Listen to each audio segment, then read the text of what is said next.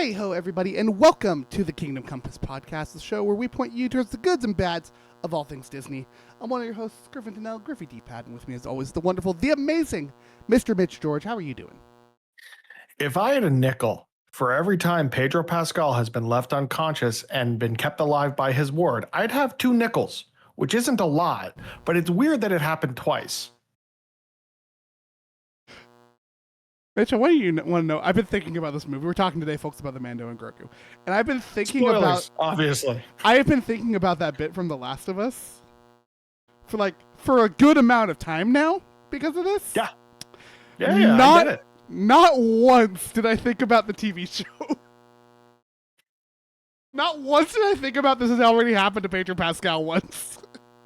It's probably happened more than once, but I can think of at least twice. The fact that I was fully like video game, not forgetting the TV show even existed. Yeah. What's up, y'all? How you doing? Hope you are all well. Thank you for bearing with us over the last little bit as we are trying our best to put stuff out. We'll talk about Punisher at some point. And Paradise and Maul. Those are our 3 we have Darth Maul. I still gotta watch Maul. I still gotta watch Maul and Punisher. Here's a secret for y'all. I've been moving, but let me give our housekeeping. I'll jump into that in a second. First off, hey everybody, how's it going? Hope you're doing well. Remember, folks, if you're listening to us on podcast services, we have a YouTube channel, youtube.com/Kingdom Compass. /@ Kingdom Compass Pod. Go ahead and check out our video versions. You'll see on mine that things are coming together again because of, again, moving. We also have the weekly show. We just wrapped up Daredevil. We're going to be talking like those 3 we just mentioned. And then probably something again at some point. I know we have a couple plans of shows we wanted to talk about. Yes, Mitch. Beyond the Attraction comes back next month, Griffin. If you've not forgotten. I'm going to be honest, I didn't remember what the release date was. I think it's sometime. I think it's June. I did some looking into that. It's a full season. It's like a full 8 episodes. It's crazy. Well, there's a 2-parter that we'll probably do as one. June 24th, season 3 of Behind the Attraction comes back. Mm-hmm. I'll tell you what. Everything in this world wants me to schedule a Disney cruise. And then you remember that cruise ships are essentially just floating petri dishes in which. Yeah, that every stuff about like the I think it was the hantavirus. Hantavirus, yeah. Then I read that shit and I'm like, yep, nope, I'm good. So as a kid, we went on a lot of cruises because it was one of those things where our family would we do like one big trip every other year. I was like, all right, let's go on a cruise. We'll find an island we really like, and then we'll just go back there. And then proceeded to go on 7 cruises because they're so much fun. But you don't think about those parts of it as a kid, even though I have a vivid memory of one cruise, getting heat stroke, walking out into the hallway and puking all over this ship. One of my main memories of a cruise, I think I've been on 2 cruises total, both of them being Disney. I've never been on a Disney cruise. One of them, I got horribly sick. I got what's called Fifth's disease and wasn't allowed to be out in the sun, which is just a hilarious circumstance to be in when you're on a cruise ship. Yeah, it's hard to avoid the sun. Mm-hmm. I'll tell you what, umbrellas were my best friend. Beside the point, conversation for that episode. We're talking about stuff there. We're talking about stuff here. Crazy stuff happening on the TikTok. Putting up it should be up by now, but check out thoughts on Muppets Rock and Roller Coaster. I'm wearing the t-shirt, this is a Rock and Roller Coaster in general t-shirt, but it's one of my favorites. Now it stars the Muppets. Stars the Muppets, so check that out. Mitch, before we jump into Mando, we have our bit at the front here as always. I would like to know what have you been doing? What have you been watching, reading, playing, etc.? What are you up to? So I've been on a bit of a Chip Zdarsky kick. I think we've talked about this before, but I'm currently reading through his runs of Batman and Daredevil that are both fantastic. Everyone should go check those out. I need you to finish that Daredevil run. I'm working through it. I'm pacing myself, and also, having to wait for these holds to be ready to pick up at the library gives me time to kind of decompress some of this as I read it. But in reading through the Batman stuff, I've just been on a bit of a Batman kick where all I want to do right now, and all I've been trying to do this weekend, is rewatch the Batman. And then I remember that it's 2 hours and 56 minutes long. So I get through about 25 minutes, fall asleep, and then I have to restart it. But that is something that I look forward to doing. Apart from that, something I did that you're going to be interested in because we've been talking a lot about Miyazaki films. Did you finally do it? No, I started Ni no Kuni, Wrath of the White Witch. Oh, that was not what I was expecting. I didn't think you would. Yeah, I started. I haven't got very far, but I'm amazing game. Yeah, I'm looking forward to playing more of that. I've been on a bit of an RPG kick between that and I started up Digimon Story Time Stranger, the most recent Digimon game. So that's kind of been where I've been at. But again, yeah, a lot of like just family stuff and life stuff and keeping busy that way. What about you? I think about it. They ported Ni no Kuni to Switch. That's where I'm playing it. That might be a great it might be time to replay that game. It was just on sale for a dumb low amount of money, and that's why I bought it. And now we're gonna see how it plays. Let's see, what have I been doing? Well, Mitch, I've been moving, so I have not exactly had a lot of time to watch, read, etc. Which sucks. I hate it. So what it's just the nature of being an adult. So what I'm gonna yap about is Critical Role, because Critical Role has kind of been the thing that I have been catching up on as of late. Critical Role, something I bring up a lot. We will be talking about Vox Machina Season 4 when that comes out. Later this year? Next month? Dear God. And I'll tell you what, Mitch, things are about to get bad. Things are about to get sad. Griffin, that show starts next Wednesday. Fuck! June 3rd. I didn't realize it was the end of the month. Yeah, it's as of time of recording, it's May 24th. Mando just came out. That's the end of May. Mitch, so much has happened this month. For those of you listening and not watching, Griffin just went into the fetal position and was just trying to get air between his legs because he couldn't understand how things have happened so quickly this month. I moved at the beginning of the month. I started this at the beginning of the month. Correct. And now you're almost done. Everything has moved. Now it's just the unpacking stage. Which, that's why I said almost. Let's be honest. That's going to take 3 months. There are going to be things that stay in these boxes for your next move. There are boxes I've already put into closets. No, that's so, yeah, crazy. We've got Vox Machina right into Beyond the Attraction. I imagine Vox Machina will probably do similarly to how we did Mighty 9, which is first half of the season, second half of the season. We'll see how it goes. Because I want to. I was actually sorry. I still really want to talk Paradise with you because that is the one thing I have watched. Yes, I do really want to get that because it's not as fresh for me. So the sooner we can get to that, the better. Yeah. But I was going to say, on Vox Machina, I actually met up with my old D&D group last night. We went for dinner at this really cool nerd culture bar here in the city, or pub, more of a pub than a bar. And it was great catching up with them. But I actually I brought up the idea of Critical Role because I've missed playing D&D. And Critical Role could fill some of that void, but they were with me of like, if they're watching it at like 3x speed with doing other things. I'm like, I don't have the mental capacity to do that. See, I don't do that. I watch it. Or I listen to it. I listen to it as a podcast. That's what it's been great as with moving, because it's been like, okay, got another round of stuff to move to the apartment. Let's turn it on as I'm driving over. But it's been really fun catching up on Campaign 4. Campaign 4, I think, is turning out to be something incredibly special and unique.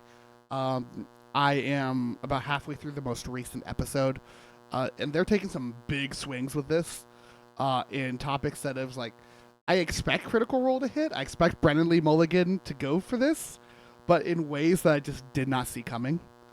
We are fighting government and religion, and it is a heavy campaign in the best way, in the way that I personally adore.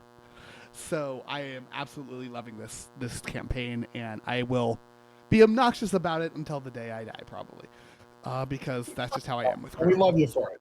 Yeah. And then I mentioned Paradise. And the other thing I can say kind of is I started playing Lego Batman.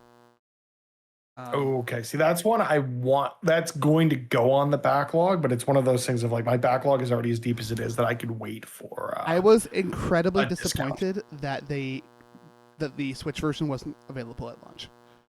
I didn't know that. The game is beautiful. It runs The problem is co-op. Like, there's no way co-op is going to run well on Switch 2. No, because I imagine like those Lego games have always been very under optimized when it comes to co-op. Mm-hmm. Well, like, let's talk. Like, it's one of the only games that still does split screen co-op, and I love it for that. And it's incredibly playable. It's so awesome. For me, as someone who doesn't care about like frame rate stuff and whatnot, I'm gonna get real video game nerdy folks for like 30 seconds. Sorry. Normal game runs at 60 FPS. When you break it down into split screen, each side runs at 30 FPS, which makes sense, right? Like you're running it. You're basically running two versions of the game at the same time. It runs great. I can't wait for it. I'm fine playing it on PlayStation though. I'm not like I'm going anywhere anytime soon. But yeah, that's what I've been doing. Moving sucks. Muppets is awesome. This room is going to look real cool when I am done with it, though. I'm very excited for how this room's going to turn out. It's going to be so much Muppets just everywhere. I have a plan for that wall. But that wall is going to be very cool when I'm done with it. Okay, I can't wait to see it. About back to Batman. That's one that, like I said, I'm going to wait for a bit of a deal on, and I actually think I want to wait on that until Owen has an interest in games, because I think that the Lego games are a really good first step into that world. This one might not. So we'll see how that goes. I would honestly tell either you this or Star Wars. We'll see. I would do Star Wars or like Lego Marvel Superheroes. Yeah, I do love those games too. So we'll see how things go. But yeah, I feel like these are going to be really good. This one's very gateway drug into this hobby. This one's a lot more like Arkham Combat and stealth and stuff. And I don't need to go on. I'll tell you more once I've played more. Sounds like a plan. With that all out of the way, we've yapped, we've hung out. Let's talk about today's topic of the show: The Mandalorian and Grogu.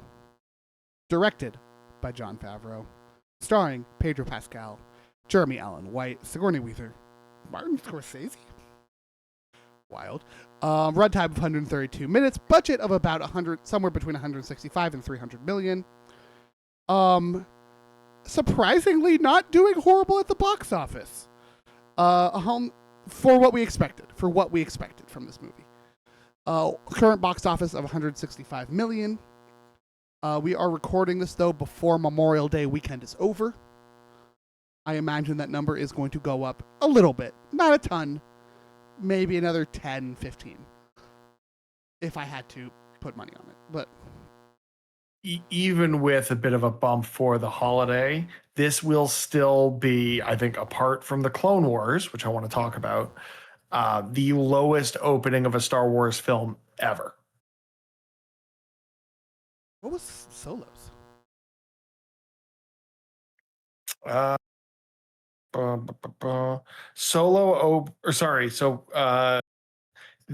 This weekend, look, so the initial number of 82 million opening weekend, estimated 102 through Monday. Solo was 84 million over the weekend, and also opened Memorial Day weekend, which adjusted for was up to 103 million. Got it. So is this? I don't understand numbers. I'm just gonna move on. Slightly. See, because I was like, the numbers are 2 million less than Solo's opening. The numbers aren't adding up to me because the weekend's not over. But I guess we are recording this on Sunday. Yeah, just based most on of the money. I will say most of the money from this one is actually a lot of this money is it's doing better. It's doing all right. It's not doing as bad as we thought. That is the good thing here. Directed though, like I mentioned, by Jon Favreau and Dave Filoni, were the writers on this one. Cinematography I want to throw out, but David Klein. And music I want to throw out Ludwig Göransson for these. Ludwig and David, the cinematographer and musician for the Mando series on Disney Plus, and I think that you can tell. Yeah, Ludwig Göransson just putting in work here. The best thing about this movie is the score. Mm-hmm. Like I'm calling these out because I think this is both the best and one of the worst parts of this movie. The cinematography is not good in this movie. It is at times, and then other times there is a 20-minute stretch. There's a 20-minute stretch where it's the greatest thing you've ever seen. Yes. And then the rest of it it feels like TV. It's not bad. Okay. I want to just say, are we full spoilers at this point? Do we want to give a bit of our thoughts first, or are we just getting right? I want to give a bit of our thoughts first, but I want to quickly say, okay. And I'm getting into my thoughts with that, of like, I will say Ludwig Göransson is so much of why I love this film. And Mando, honestly, his score throughout that show has been phenomenal. Like you start with like that Mando theme at the beginning, and then it goes into a synth track within it, and it's the coolest thing. Like, oh my god! Like I don't think that there is a bad track in this movie. No, Ludwig Göransson. There we go. Is an incredible musician. You know him from a bunch of stuff, especially Ryan Coogler films. I also want to quickly shout out also that he did Turning Red, which was his first score for an animated film. I'm sure Mitch is happy now. Also, weirdly, did Venom. Just weird. Yeah, I mean, sure. But yeah, like we mentioned, did Mando, did Book of Boba Fett. But yeah, I think my issue for this is that it feels so much like the show. That was where I was going to go with this too, where it does just feel like this is 3 episodes of the show. Similarly to I don't feel like it feels like 3 episodes. I do feel like it feels like one continuous episode. Just with 3-act structure. I mean, yeah, but I also I harken back to the theatrical Clone Wars film directed by Filoni, and that again, the one that was just the first 3 episodes of the show. Exactly, and it felt like it had a very similar pacing there as to what we got here. So maybe it's just the way it was written. Yeah, I never watched that in theaters. I only watched that as the show. See, I did watch that in theaters, and this experience felt very much like that, with the only difference being I saw this one in IMAX. Mm-hmm. I will say IMAX does not do this. Do not see this in IMAX. I feel like IMAX makes it worse. It made the soundtrack better. I've seen this movie twice now. I've seen it in IMAX and I've seen it in Dolby. Dolby, it was incredible. Yeah. And I went for Dolby just so that I could listen to the soundtrack in Dolby audio. I was going to say, I did it in IMAX just because I had the choice of that or 3D at my local theater, and I was not seeing this movie in 3D. Also because I have AMC A-List, so I wasn't paying any extra money for it. No, I think I had a very good time with this, but I don't think this is a good movie. I think there are moments in this that I enjoyed a lot. I was saying, there's really good moments. There's great moments in this, and it's just a whole lot of mediocrity around it. Yes, I don't think it's good, but I don't think it's bad. I think it's somewhere in between. Again, when I look at the 3-act structure of this film, there are elements at the beginning that are very, very good, and I just don't think it ever hits the same highs through the latter 2/3 of the film that we got in that first. And we're gonna get very spoilery here. In that first, like the cold open that we got is some of the best Mando action we've ever had, bar none. But it doesn't really go anywhere. And that was my biggest concern going into this movie without really seeing many trailers or understanding what the plot was, of just like, what is the story that they're telling? Are they continuing the story that they've been setting up in the show, or are they doing something completely different? Turns out they're doing something completely different, which is fine. I just wish we had known. Like my problem as a fan of the show, I was let down not knowing that like this did not continue forward any of the threads that we've seen throughout the show. All it really did was give Mando a potential extra couple of companions, maybe. Yeah, I would say I wanted more character growth out of this movie, but that's not what this movie was. And I think it's kind of the hard thing of like judging a movie based off of what the movie is versus off what your expectations for that movie are. Of course. It's something I think we talk about a lot. But like what I really wanted out of this was the next step for Mando and Grogu, for like these characters to continue to grow and change and see what's next for them. That's not what this movie is. This movie is a fun a little over 2 hours romp, just two and change around the galaxy, and nothing's like status quo is not going to be different by the end of this movie, and that is fine. It's just it is a space spaghetti western from beginning to end. It doesn't do anything outside of that. It doesn't take any risks. And to their credit, all of the marketing for this movie is like, hey, this is just a chill hang out in Star Wars for a couple hours. We have made it to be like a pulp action movie, and it is absolutely that. The action is dope in this movie. I loved every bit of the action. I didn't. We'll get into spoilers here in a second. Oh, we'll get into that because there's parts of this movie I'm just like, why? But there's also so much of this where I'm like, why is this here? I think a lot of the acting is real dull. I think I think I thought Pedro Sigourney is, Weaver was a nice addition to the rebellion. oh, I Or love the I New love her Republic. being in it. I don't think she gave us anything in this movie. I think Martin Scorsese should not have been anywhere near this movie, although it's very funny to me that he's in it. And Yeah. these characters give me the idea where it's like, oh, we had why am I immediately forgetting Zeb? his name? Zeb? No, not Zeb. Like we Coin? no, we had Rada? no Teva. Carson Teva. Um Is that Kim's Convenience guy? That's Kim's Convenience guy. Okay, cool. But for me it was, oh, we have Carson Teva, we have Zeb. Neither of these are names that everybody knows. We need a big high priority actor because this is a movie now, and so we brought in Sigourney Weaver. That is how her character feels to me. I was hoping for a little bit more from that of, hey, let's show more of the rebel or the New Republic's ineptitude with a lot of this, because we've seen it. We saw it in Ahsoka, and it's incredible. Like I do wonder if we'll see Sigourney Weaver's character again in either Ahsoka or whatever's to come next to the Mando story. Is it when we finally get Rangers of the New Republic?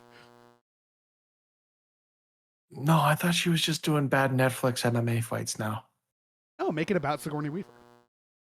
No, I know. She is. But no, she's you make also it about all of the directors of the Mandalorian apparently, because they're the Rangers. She's also apparently desperately trying to get back into Star Wars. Beside the point. Good. But no, I feel like this is a movie, right, that has a lot of ideas that ultimately is hindered by, like, hey, we are a TV crew. We are bringing in together all the TV crew. We're not making this like a movie. We're making it like we have done the TV show, just with a bigger budget. And I really wish they had taken that time to take a beat. This isn't even the issue I had with like Moana 2, where it's like you can clearly tell this was a TV show first. Like, it is, no, we are focused on making things for TV, and so everything looks like it's for TV. The CG, the cinematography, the writing, it very much feels like TV. It doesn't feel like movie for me. Yeah, I mean, for me, there were elements of this that do feel like they went beyond what you would expect from produced television. Again, we'll talk about this in terms of the different plot beats, but that first third does feel like it is being built up like it's grander than what we would have gotten from something on Disney Plus from Mandalorian season 4. But at the same time, like I went in with really no expectations, and I think I sent you a text afterwards without any context. This will kind of be where I want to go full spoilers. I saw this as 3 episodes, 3 acts, whatever you want to call it. Episode 1, 9 out of 10, great stuff. Episode 2, 5 out of 10. What are you thinking? Episode 3, 7 out of 10. Yeah, we'll get more about what I mean as we go.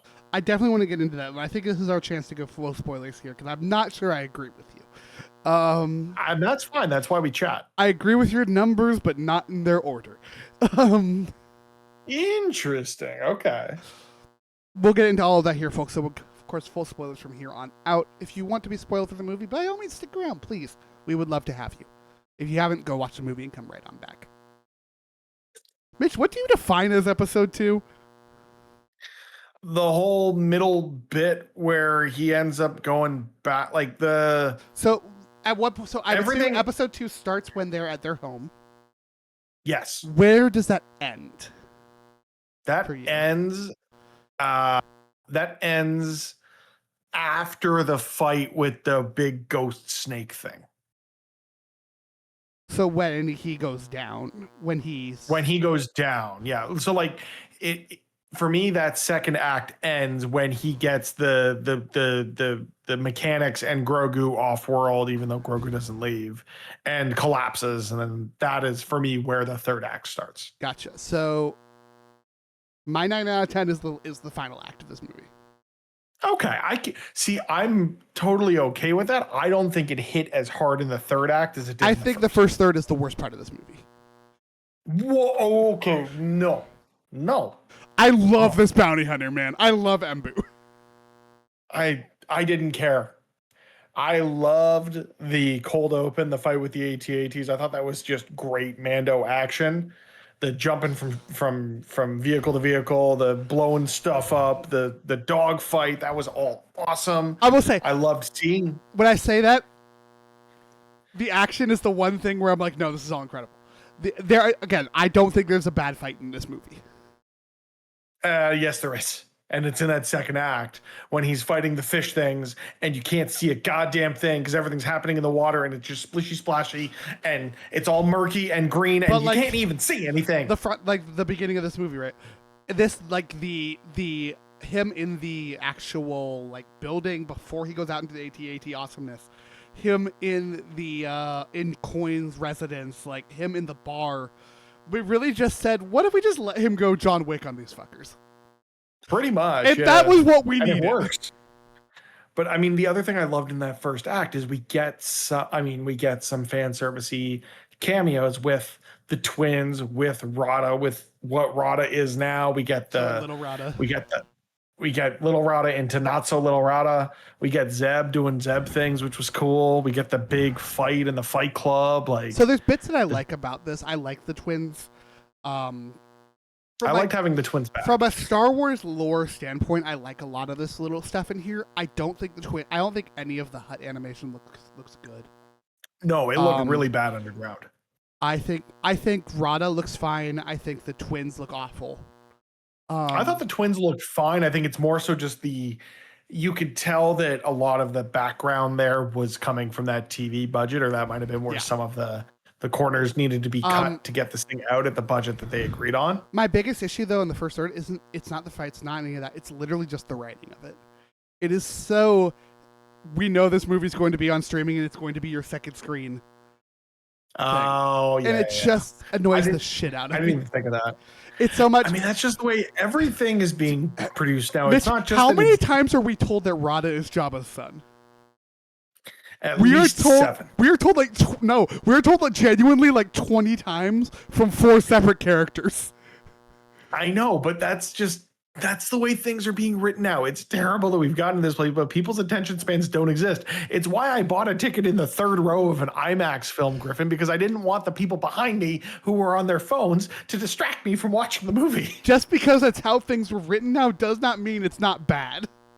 No, it's terrible. I'm with you. But also, for me, it didn't, that thought didn't cross my mind. It didn't take me out of the experience, because the other way I think about that is that folks who watched Clone Wars are very familiar with who Rada is. It's a fairly central plot point throughout that show.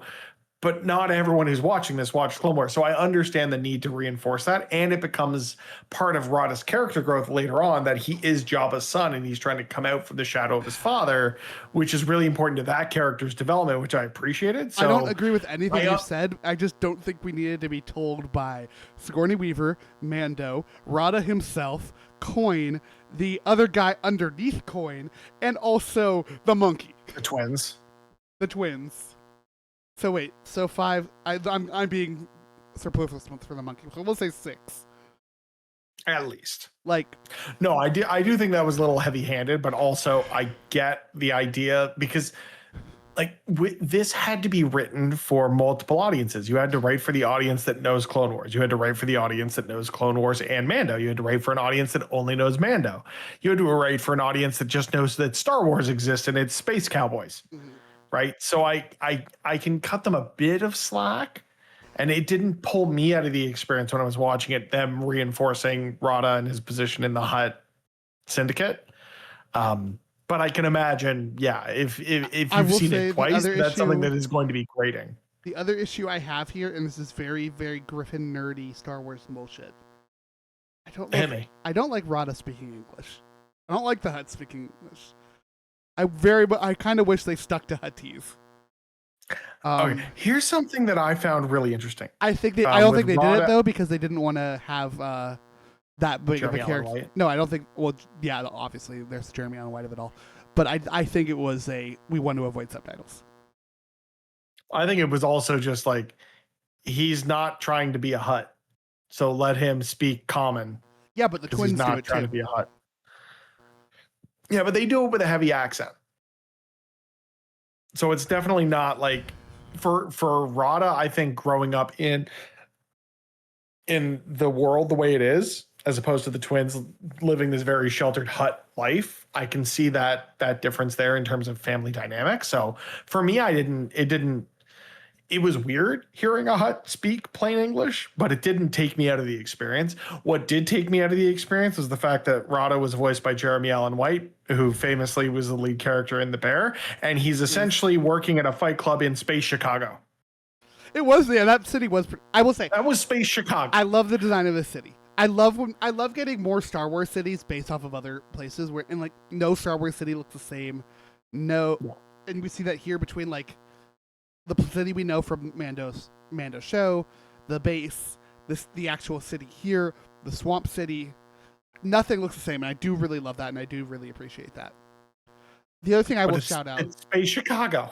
But I'm like, none of the story in this place matters. Like, I really feel like the first third of this movie should have been like half the time of it. That, not just because like that's not the main story. This is the setup to get to the main story. But he got his ship back, so that's a thing. They can sell new toys with a new color scheme. Whatever. I will say, Griffin does not have words for. I love the Razor Crest. The Razor Crest, one of my favorite ships in Star Wars. When he got the ship, I'm like, oh no, not the Starfighter, but he still got the Starfighter too, so it's okay. Yeah. They showed that Starfighter just to keep us from being upset. Well, just people like you and me, nerds. Oh yeah, you and me. Regular people aren't even going to think about it. I will say though, one of the coolest ideas in Star Wars has to be the Dejarik fight. I loved how they bring that in. You bring in all of the creatures from this weird holographic chess game that we have been seeing since the first movie, and you bring in all the actual creatures, and one person has to fight all of them. In this case, two people have to fight all of them. That is such a cool, awesome idea. But not a single one of these CGI monsters looked good. Oh boy. It appears my internet has frozen Mitch. That is not a good sign. We'll pause this recording, folks, and we'll be right back once I have Mitch again. And we're back. My internet is hopefully fixed now. Turns out the answer will be hardwiring my internet. Live and learn. We were talking about this before the show. No, what I was saying was the Dejarik fight is definitively one of the coolest ideas in Star Wars. You bring all of these creatures from this holographic chess game we've seen since episode 1. Episode 4. The first movie. The internet was going to roast you if I didn't correct you. I'm sorry. I meant to say the first movie. I've also all said this all already. But like, none of them look great.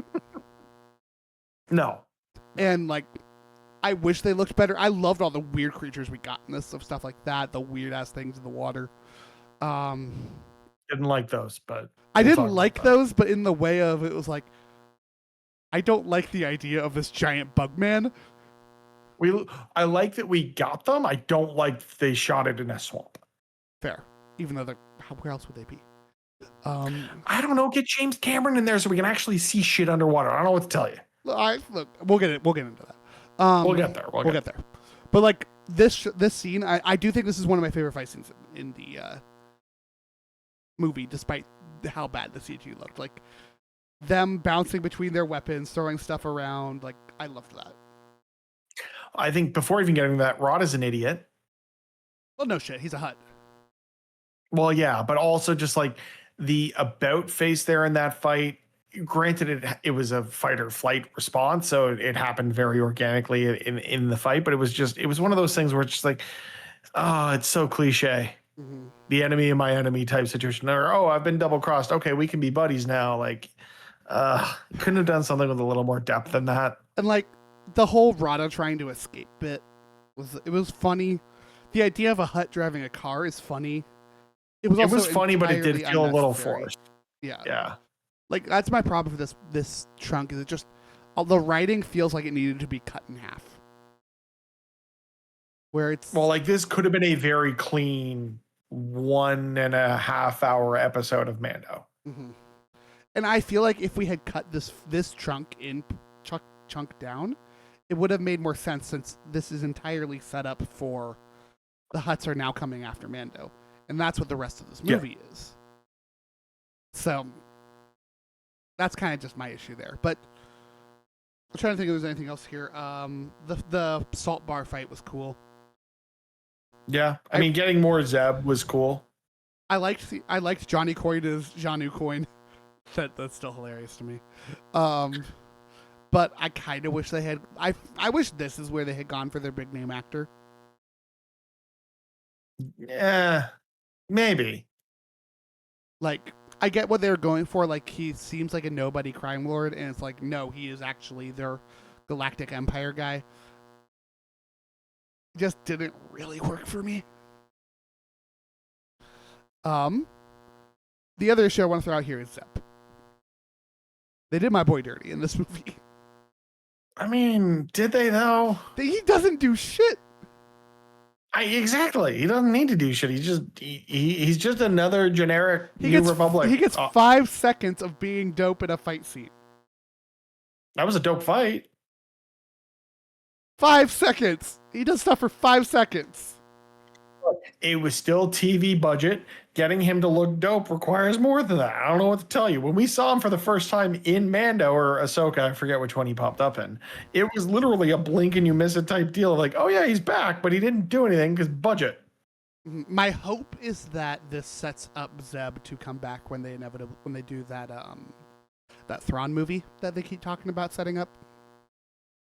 See, I wanted more of that in this. That's where my disappointment comes from. Like, I expected there to be something about the core plot of the Mando-verse stuff that came up here. And it very much felt like its own spaghetti Western side story. I like that this is disassociated from any of that. I like that this is its own contained story. We don't need to set up some big thing in this next Star Wars movie. We can just have a beginning, middle, end, done. But they've now done this with Mando twice. They did it for a 2 or 3 episode arc of Ahsoka, and now they're doing it again here. You can only get away with this so many times before fans start not vibing with the product. Oh, to be clear, I don't think fans are vibing with the product anymore. No. I mean, I think I have seen even before this movie came out, I have seen so much hate for this movie. People aren't into Star Wars anymore. Which is just, frankly, peak Star Wars fan. Because the problem with Star Wars, or one of the many problems with this franchise, is you cannot please everyone. You have people that want more Skywalker Saga. You have people that don't want any Skywalker Saga. You have people that want TV. You have people that want movies. There's so much going on in this universe now and there's so many different genres that could take that there's just no pleasing anybody anymore. And so you kind of at this point, you've kind of lost the plot of Star Wars and kind of exploded it out into a thing that's just not going to be sustainable in the long term. And I think this movie is actively hurt by the fact that it is the first Star Wars movie in 7 years. Has it been, oh my God, 7 years? 7 years. No. I'm not that old. No. And that's not even any of the movies you loved. That's Rise of Skywalker. Or sorry, whatever the name of episode 9 is. Yeah, I got that right. Rise of Skywalker, you got it. So it's been 9 years since the last good Star Wars movie. Is that Last Jedi? Yeah. Okay. Yeah, I'll fight people on that. I love The Last Jedi. Don't get me wrong. I'm incredibly excited for what's coming from Star Wars, which I think we should talk about. I think we have to, yeah. But we'll jump into that. We're still only halfway through this movie. So, oh my God. Let's go to the part you hated. Let's talk about Embo. Let's talk about the bounty hunter. Why do you hate this man? I didn't hate this man. Like this what did this man do to you? Nothing. I don't remember from Clone Wars. It did nothing for me. But I thought it was cool that he fought like that dude from Mortal Kombat. Raiden? No. Whichever dude uses the hat as a weapon. Yeah, dude with the hat. Yeah, but no issues there. It's just the whole middle act of this film just felt kind of filler, which kind of was to just get us from act 1 to act 3. But everything from the bounty hunter stuff at the beginning was fine. I didn't love the fact that it was all happening at night. It just made it hard to look at. And then we go from something that's hard to look at night to something that's hard to look at in a green swamp. And you have water scenes. You get Pedro's face. Cool. See, so now we know the twins got to die. So I It don't is what think it is. I will say I don't think the night stuff was hard to watch. I thought it was easy to see what was going on, and I liked that it was kind of a caked in shadow moment for this. Like you just have this. So let's just assume you've never seen Clone Wars. You don't know who this character is, which is 90% of the people who are here. Because Embo, I think, is in like 5 episodes. Like he's not in a lot. You just have this weird dude with this crazy hat and a dog strolling up. You got the whatever Babu Frick's race is. We're gonna call them the Fricks because I don't know what they're actually. The mechanics is what I've been referring to them as, but yeah. I'm sure they have a name. I'm too lazy to look it up. But like you have them, which they are undoubtedly the best part of this movie. They are hilarious. I love them. They are, but there's a moment there. Just jumping around a little bit.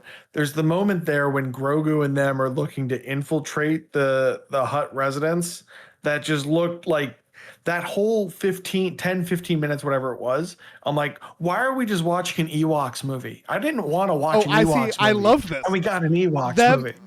Genuinely, them and Grogu was my favorite part of this movie. I hated it. You are so wrong. I hated it. I'm not. It was awful. Here's the thing for me. It's puppetry. The puppetry was not good. It wasn't good. Oh, it was great. You are crazy. Like, I genuinely let me know in the comments. Are you team puppets or team no puppets? Look, I think especially with how bad some of the CG was in this movie, I was very grateful for these to be puppets. I was. It's such a juxtaposition with the CG of like, it just didn't look right. I don't know. Look, I think the Fricks were honestly like part of me was the heart and comedy of this movie, where like they have some of my favorite lines. Well, just them going "bad baby" is one of the funniest things in the world to me. Or like, I'm gonna ruin them in a second if you don't mind. Go for it. The Fricks are the minions of the Star Wars universe. Okay, now don't be insulting. They say almost English things. They're small. There are many of them. They're annoying as hell. English. They are not annoying. I found them annoying. They are, for me, their commentary is either as comedic relief. They've been in 2 movies. They're the minions of the Star Wars universe. I'm sorry to tell you. Fuck you. I'm upset of this. I'm actually angry about this. I despise them. I despise the minions. Good. How dare you do this? They are the Anzellans. Just FYI. I'm going to continue to call I'm never going to remember that. No, I genuinely think they're the best part of this movie. I think they have one of the funniest moments in this entire movie where they're like, yeah, we got a ship. It's the size of the size of a computer. It is a cereal box. It is great. Where they try because you get the shot in the cockpit where they're all crammed in there and Grogu's bigger than them. It's so dumb. It's cute. No, it's not. And it's hilarious when they're like, let's get out of here. Let's get out of here. Mando, I'm not going to fit in that. Like, genuinely, I love that comedy. That was stupid. Agree to disagree. I'm still upset you called them the minions. I'm not going to remember that they're the Anzellans, so I'm either going to call them the mechanics or the minions. You take your pick. Just call them the Fricks. That's what I'm calling them. But they're not. They might not even be related to Babu Frick. So we still call Grogu Baby Yoda. He has no relation to Yoda other than race, like I call the Fricks. I mean, I call him Grogu. I don't know why you're calling him Baby Yoda. The name of the movie is Mandalorian and Grogu, not Mandalorian and Baby Yoda. Look, I think they're great. I think that they're awesome in this scene. I also just love that they do actually have a purpose. In some of this, like, they are mechanical engineers. They do have a reason for being here and knowing this shit. I think that they're pretty solid in that regard. They also, like, they have a quick throwaway line of, we'll be back, when they're running off and they have to leave Mando. And sure enough, that's what saves everybody at the end. But bringing it back, like we said, I like the Embo fight here at the beginning. I liked seeing both, like, his stuff. I think this was one of those fun seeing Mandalorian tech. Of seeing like him putting on the helmet and seeing the heat vision of them, getting like the first person view of Embo getting up onto the roof. That was cool. And the way that this man moves and fights is just so cool. Again, he fights like someone from Mortal Kombat. Mm-hmm. But the way that he knows he's not going to win in a one-on-one fight with him, so he runs and traps him. Like, very cool bounty hunter. He's a bounty hunter. Yeah, exactly. And I think that they have learned from Boba Fett, right? Of have your bounty, if you want your bounty hunter to be cool, enshroud them in mystery and never let them speak. Yeah, because otherwise you end up with what's his face that came back. No, well, was that Cad Bane? Cad Bane, that's the one. Cad Bane was cool up until the very end. Cad Bane was cool up until they brought him to live action. Live action could never diminish the coolness of that character to me. It did. He goes out like a bitch, but he's still cool. He just looked real fucking creepy in live action.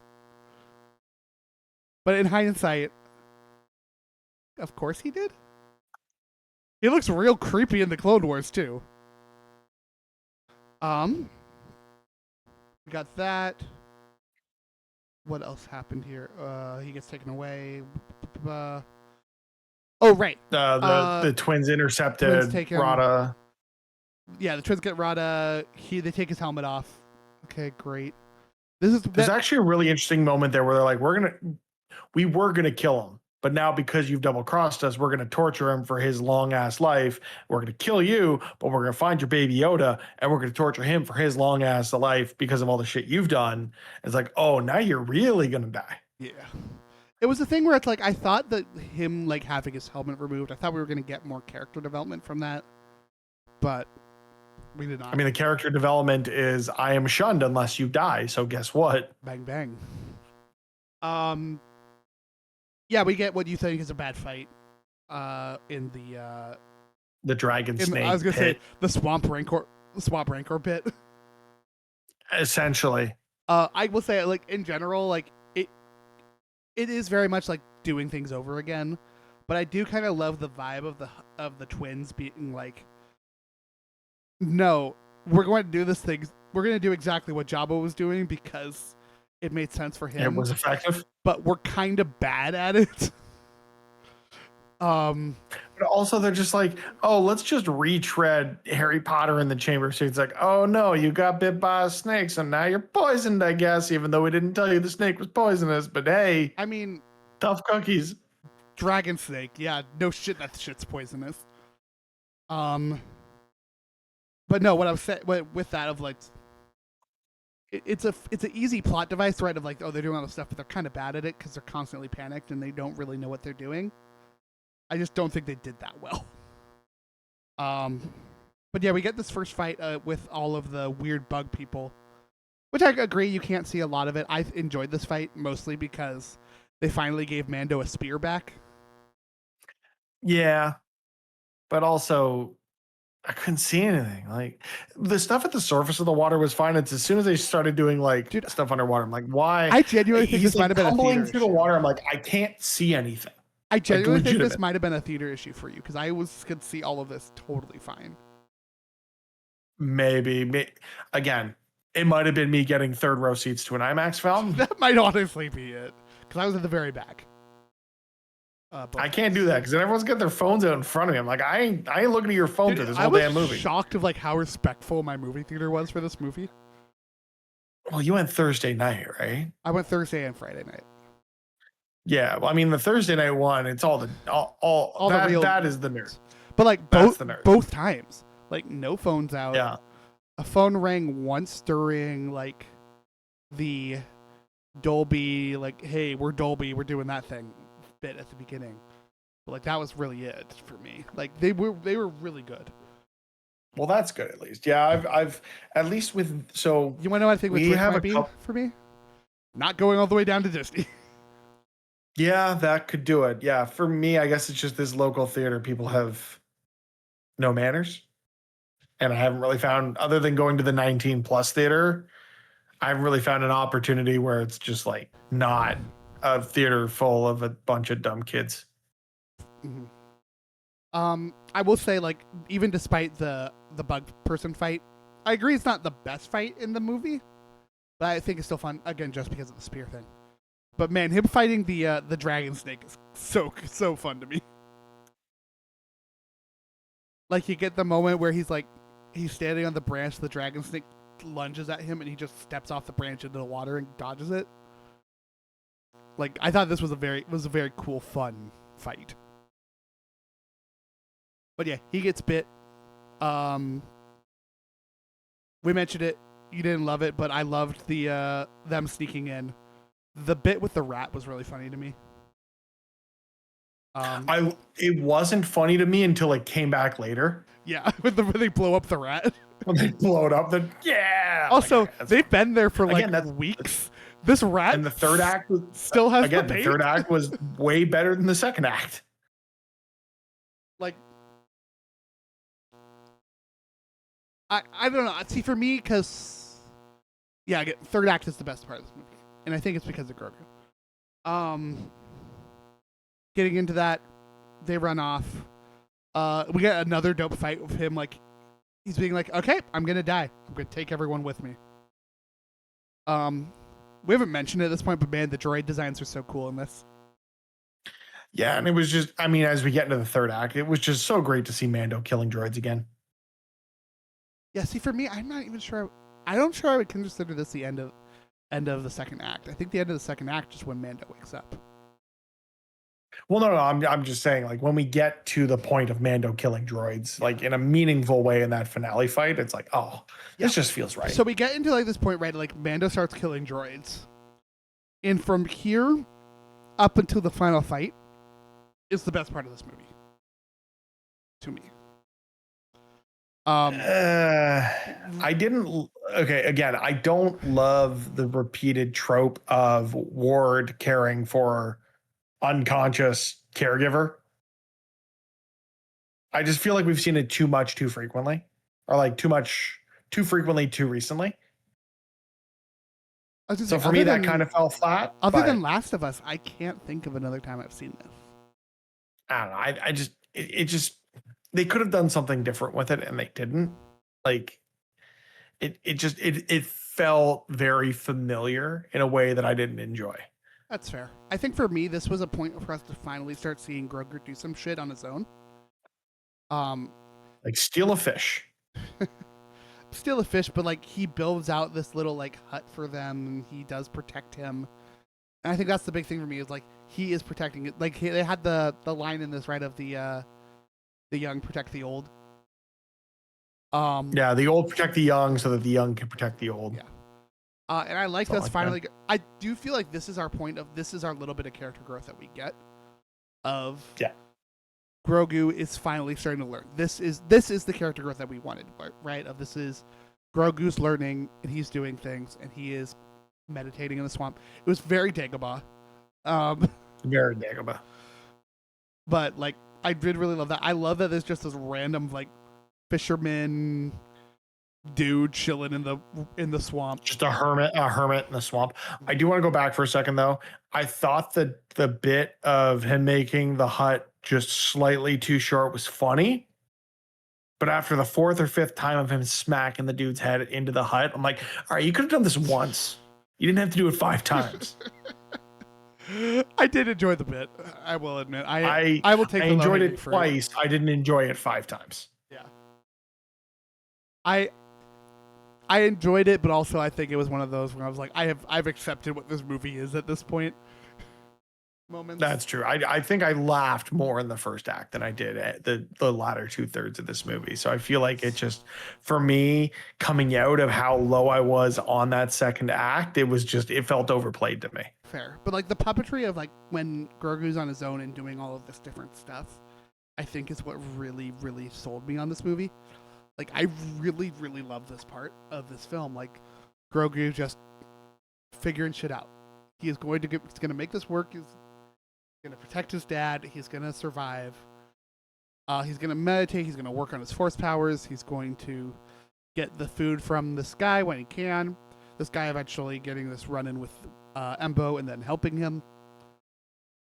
It's like the kindness of strangers and whatnot.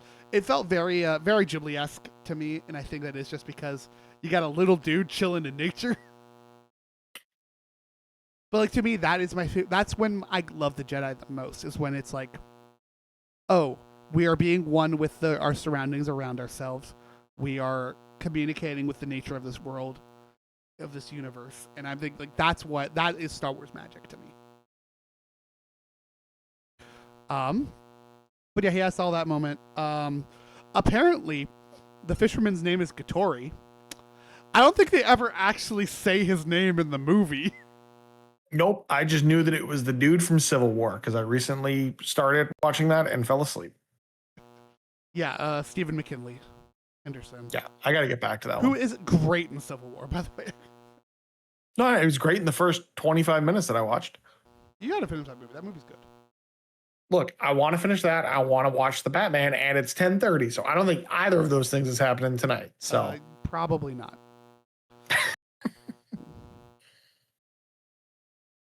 Actually, hey, do me a favor, vamp for a bit. I gotta go check on something. Okay, I'll vamp. Where were we? We were talking about stuff and things. Yeah. So, like for me, the reason why I feel like the second act doesn't really hold up against the rest of the movie is just the scenes that we got pale in comparison to what we had with that first act and what we're going to get in the finale. I just also just the again, I've talked about this a bit, like Nal Hutta as a backdrop to a lot of this. It's not until we get into the forest or into the swamp, it's not a very appealing thing to look at. And it makes it really difficult when you've just got this dude wearing metal and the backdrop is a mix of browns and greens and the metal just kind of like blends into all of that. It doesn't feel like it's not visually appealing, at least for me. And again, we talked about this at the beginning, but this is where I feel like the cinematography and the principal photography of it all fell flat for me, in that the way that these scenes were shot, the way that they were framed, the way that they were set designed was to the detriment of the story that they were trying to tell, because metal on green and brown is just murky. Yeah, the colors of this movie aren't great. I'm back. I have something cooking in the oven right now, and I'd forgotten about it. That's always scary when you forget about nachos that then get turned into ash. In my by the defense, morning. I have been cooking this for like the last 7 hours. So. Well, it sounds like you're in for a good dinner. But I'm roasting a pork butt. Nice. No, I do feel like the color of this movie, like it's awesome in the city, and then not. Nal great Hutta is everywhere not else. a good backdrop. Like it was great. I liked Nal Hutta in the first act because it was kind of like, oh, we go there, we see the Hutts are living in some level of squalor. It's not great. It's very meek and meager, and we're off and doing other things in colorful places. When we spend as much time on Nal Hutta as we do in this second to third act, the problems with the set design and the cinematography here for this setting, we spend too much time here and it just doesn't look. I think Nal Hutta is appealing. one of the coolest areas that we've seen in Star Wars. I just don't think that the lighting that they use for I don't think these it's specific presented well here. characters is great. But no, we're talking. I'm with you there, yeah.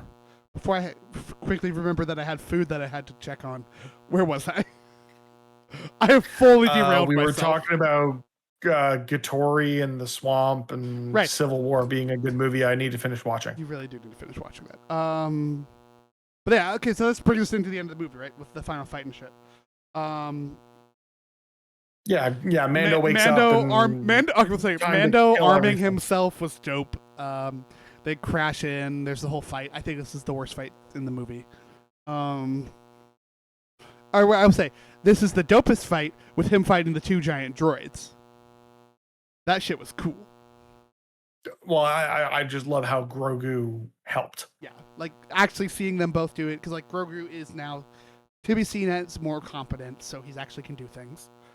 Also, just to backtrack really quickly for a second to second act, you gotta love Grogu suiting up. Grogu like putting on his like taking off his little armor piece from inside his robe, putting it onto the outside and tightening it, grabbing the little bomb and stuff. Adorable. I'm like, oh, that's gonna come in handy later. Yeah. Yeah, I think this is the worst fight scene in the movie. It's just not interesting. I think the Hutts in particular fighting just looks really, really bad. I thought that looked fine because again, I liked what they did with Rada as like he's an actual like fighter, right? Like he's in this fight club, he's in training for Rada years. is not the issue for me. It is the twins. No, but I like the movement of Rada in these fight scenes. The way that he rolls into a lot of the action, I thought was really neat, and we've never really seen that from the Hutts or anything as far as I can remember in sci-fi. We have not, because so that was cool. The thing for me is like the Hutts. Any movement from them feels weird to me because like Jabba was made to be this non-moving. Well, but like he was a puppet, yeah. But with that, his lore was.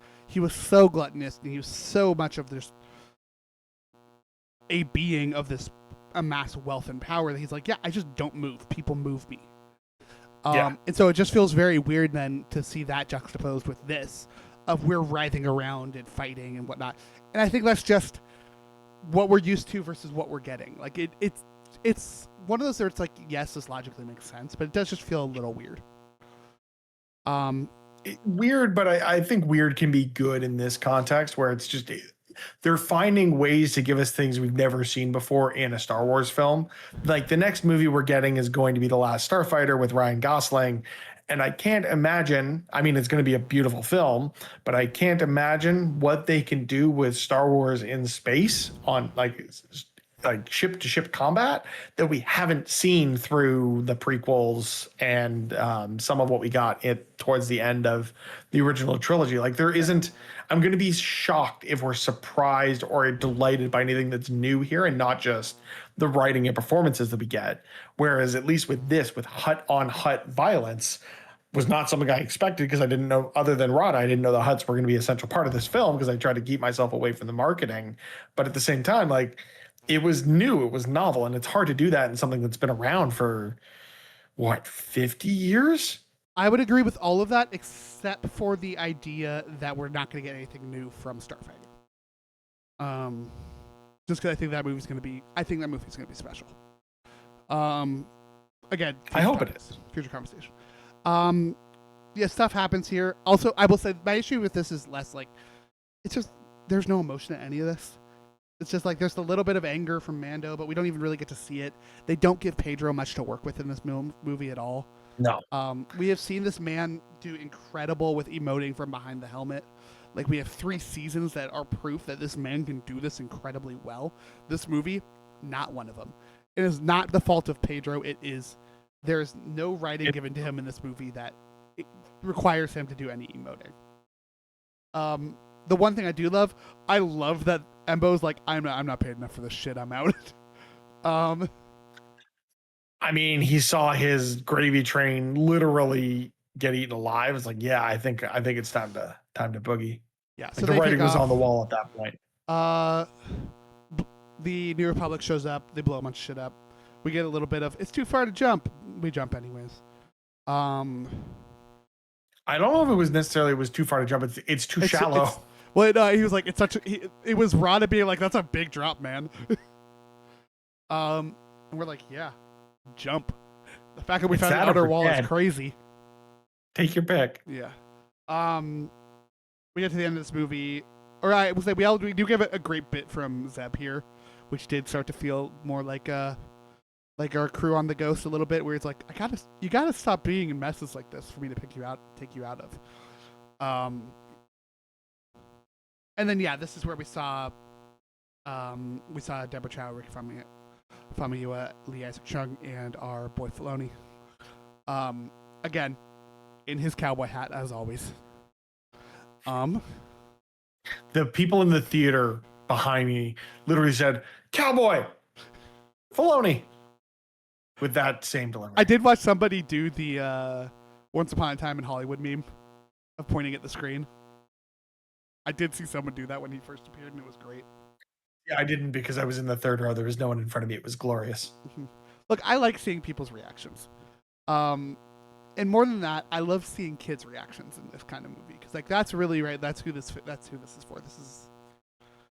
Don't get me wrong. Kids are going to eat this up. The merchandise is going to fly off the shelves. Disney's going to make so much money off this. I was at Disney, and now I really wish I bought it. Now that I've learned you hate these characters, but I was at Disney this weekend, and they have shoulder pals for the Fricks.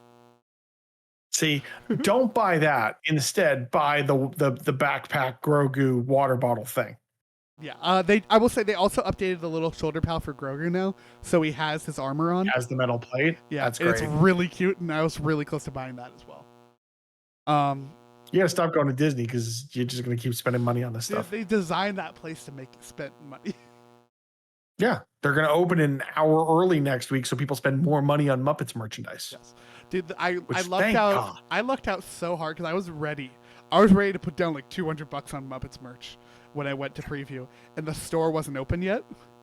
And I walked out of there genuinely relieved. But yeah, that's this movie. I think, like we said, good, not great. If you're a Star Wars fan, you'll get a kick out of it. If you've got kids, take them to see it. It's fun.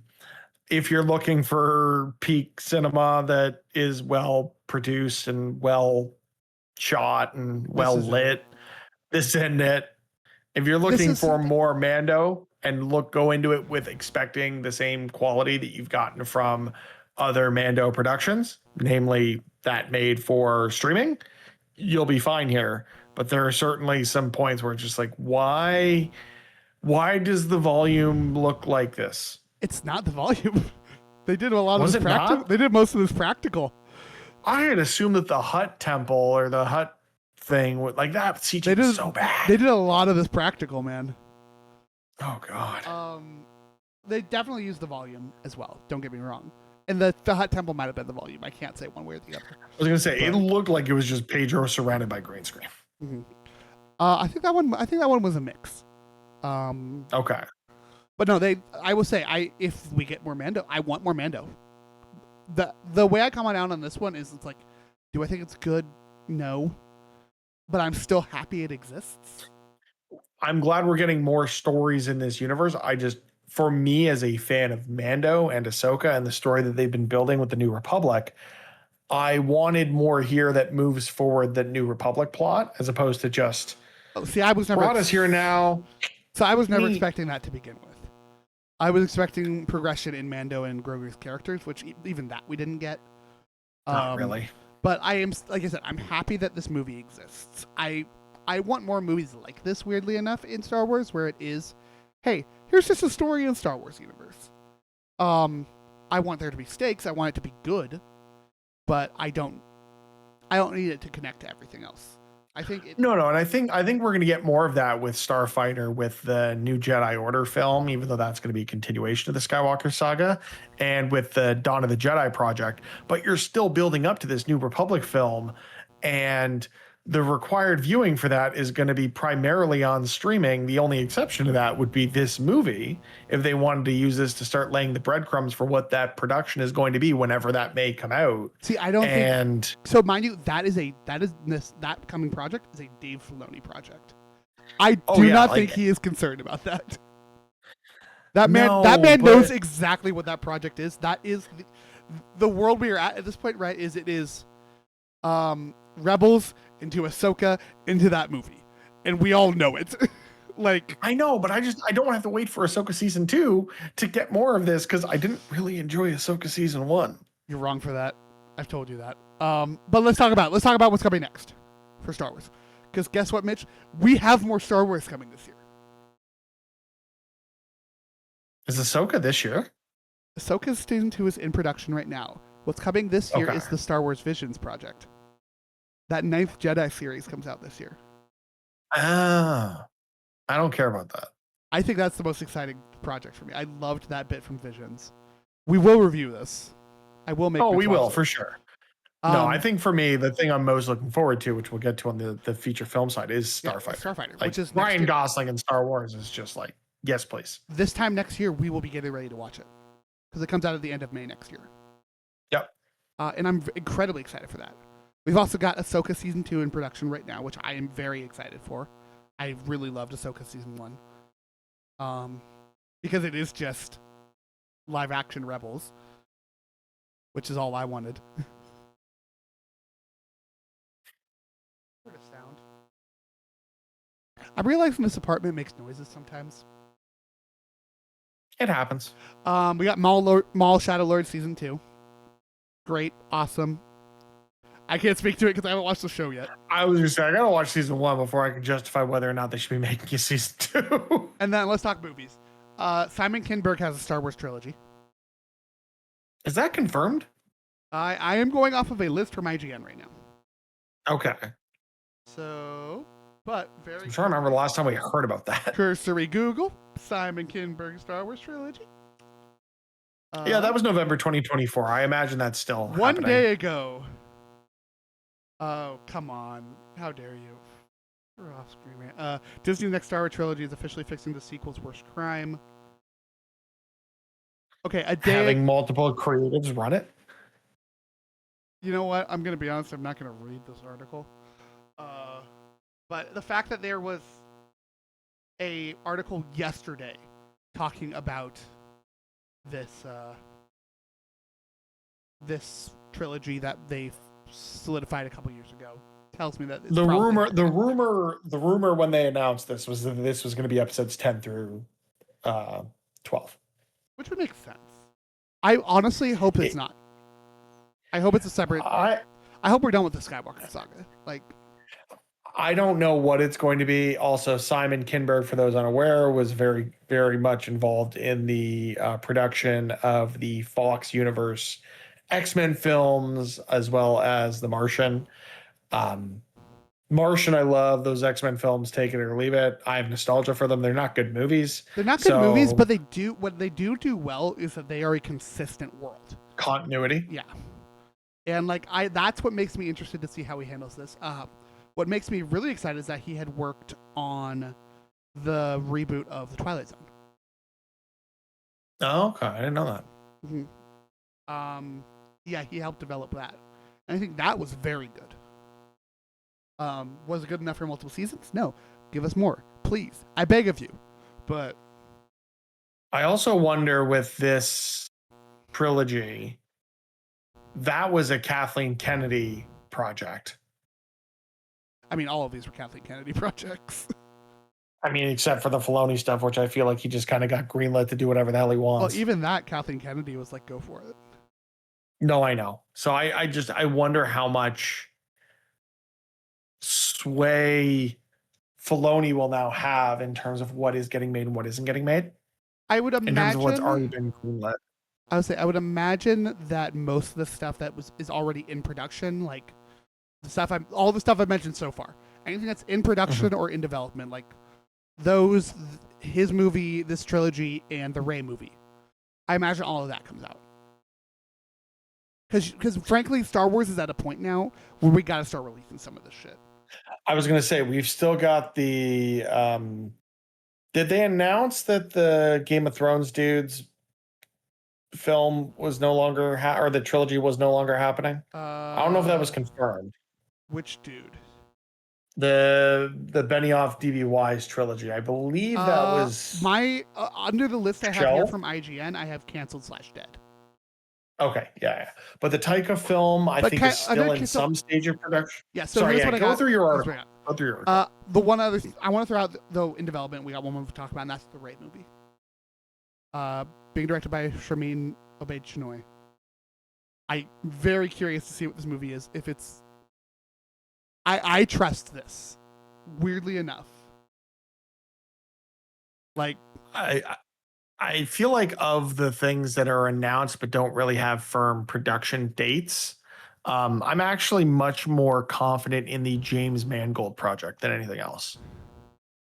That's fair. I think the reason that I am so interested in this particular project is because Sharmeen was a director on Ahsoka? No, on maybe not director. I know she worked on Ms. Marvel.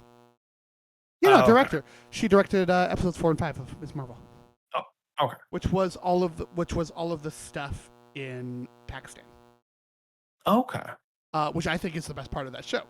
So, like, I'm very curious to see what she does. I think it will be interesting and hopefully good, because I also know that she's a political activist. I would hope she brings that into the Star Wars side of it as well.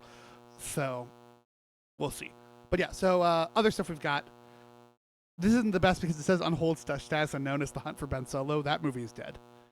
That's dead. On this, we've also got Taika's movie. I don't know anything for sure, but I don't think that movie's happening. So as recently as last month, Tony McNamara was hired to contribute to the script of that film. Okay, so still possible. It's still in some form of development. Whether or not it sees the light of day still remains to be seen. Up next, we've got, like you mentioned, James Mangold's Dawn of the Jedi movie. I really want that one to happen. Mostly because it was in that timeline thing they did at the last Star Wars convention, whatever it was. Like, I have confidence in that one is getting made. It's more so just when. I mean, they've talked about it. Kathleen Kennedy talked about it this year in an interview. Yeah, so I have confidence that one is happening. I'm trying to see when that was. I think that was back in January. Yeah, that was in her exit. Sounds right. Like, that was like during her exit. Let's talk about. Here are 3 things on this list that I don't think are happening, which is Rogue Squadron. Rogue Squadron. I think that's happening. I need to see Weirdly something. enough. Who is directing that again? It's Patty Jenkins. I really hope it's happening. Yeah, I wonder when it will happen, because I don't know if they want to release 2 space dogfighting films too close to one another. So if it does happen, I don't think it happens in the next 5 years. From February 2026 in Polygon. Stop putting up the we don't like you're not using it.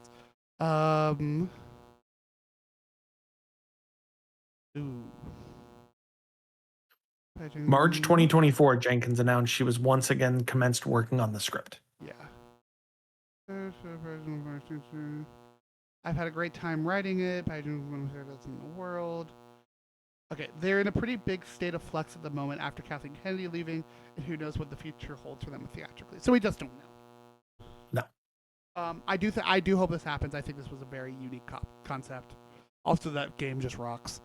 Carlton also was meant to be an extension of the story from Rogue One, which I think is really interesting, especially with what we've gotten from Andor. Here's a big question mark as well. Carlton and Nick Hughes' Star Wars project or Star Wars series. Carlton and Nick Hughes, the creators of Watchmen, the show, as well as Leftovers. We have heard nothing of this. This is another one where, man, I hope this comes out. And then final thing here that I want to talk about. They put out here the That's book. Not happening. They put no. This is on hold or status unknown. Is it Lando? No, I already said Lando movie. I don't think it's happening. Okay, I don't think it's happening either. First one on here that I think is just hilarious. Book of Boba Fett season 2. That's not happening. That's not happening. As much as specifically would love that, nobody else would. I mean, Filoni would. Would he? I don't think. I think the only chance that has of getting made is if the story there ties directly into what's going on with the New Republic story. That's fair, and I don't think they have any way to make it. I don't think they have to. I think you can just bring Boba Fett into any of the other shows and have him be a character there, and it's fine. Mm-hmm. I will say one of the funniest things I have ever seen was I recently saw this con footage of Ming-Na Wen and Tamora Morrison. And she was asked if she would ever sing in a Star Wars project. And immediately she tosses it over to Tem. And this man goes into 3 minutes of just nonsensical random singing like he's Boba Fett singing a jazz song. And it's one of the greatest things I've ever seen. I immediately thought to send it to you, and then I remembered you're not on TikTok anymore. I should probably go back just to support your stuff, but the other thing that I know has been announced and we haven't heard anything about in more than half a decade, so I expect it's probably dead, but I would love to see it. What, Ryan Johnson? Is No, the animated C-3PO R2-D2 film for Disney Plus. That got announced, and then we never. But it was a Lucasfilm animation project, so I could see it being something they get to post Maul. It might be a thing where it's just animation takes time. Yeah. I want to imagine that a lot of these projects have been in the works for a while now on the animation side. What they should give us is more Bad Batch. Please. I know that you had a definitive ending for that, but I've just really missed the Bad Batch crew. Last thing I want to throw out here, though, is Mando. Mitch, do you think we see more Mando after this? Standalone Mando or Mando as part of... Standalone Mando. Because I do think Mando shows up in the Dave Filoni movie. Absolutely. I also think Mando will probably get an episode or two dedicated to him and Grogu in Ahsoka season 2. It happened in Ahsoka season 1. I don't think it happened already. It did not happen in Ahsoka season 1. Yes, it did. When? It did not happen in... Ahsoka has an episode in Mando. Mando does not have an episode in Ahsoka. Mando definitely had an episode in Ahsoka. No, because they go off to the other fucking galaxy. And that's where they're currently stuck. So unless Hera is going to track down Mando... Oh, no. Sorry. Boba Fett had episodes that were Mando. Yes, Boba Fett did. That's what it was. Like, it happened somewhere.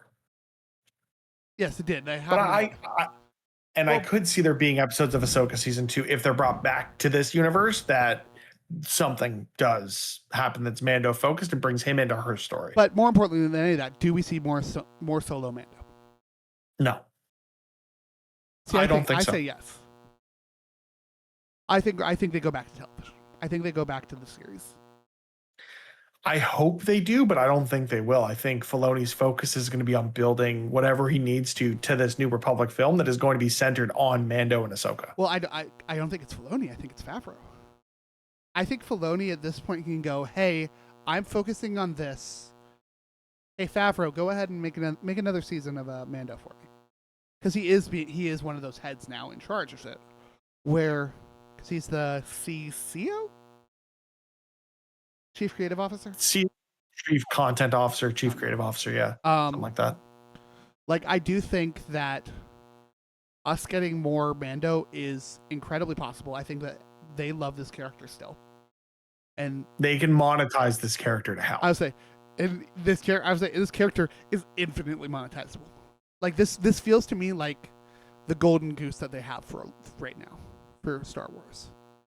And I just don't see them going away with that. The only way I could see them skipping over that is if Filoni already had a path laid out to get to that New Republic film that does not involve another season of Mando. Because I don't think they would put out a season of Mando unless it was intrinsically tied to the plot they're building to for that New Republic film. See, I think they could do more aside from that, and I think it could just be... I honestly would be happy if it was just Monster of the Week, right?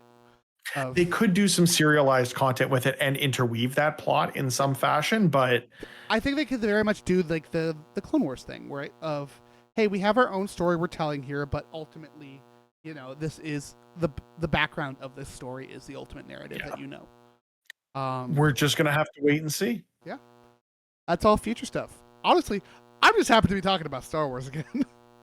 Yeah, I mean, we're going to talk about more of it. We got Maul we still got to get through. We'll have Visions that you're going to make me watch, even though we never watched Visions season. So this is just 2. This entire season of what this is. Or 3. Is just off of the ninth Jedi. We talked 2. Did we? We watched 2. We've talked about it. We talked about it personally. I don't think I watched all of 2. I definitely watched all 2. I never watched 3. I should go back and watch those because those are awesome. I want to watch 3. But no, Ninth Jedi, it's the series based around one of the episodes from the first season. No, I loved the Ninth Jedi. I read the manga. It was really well done.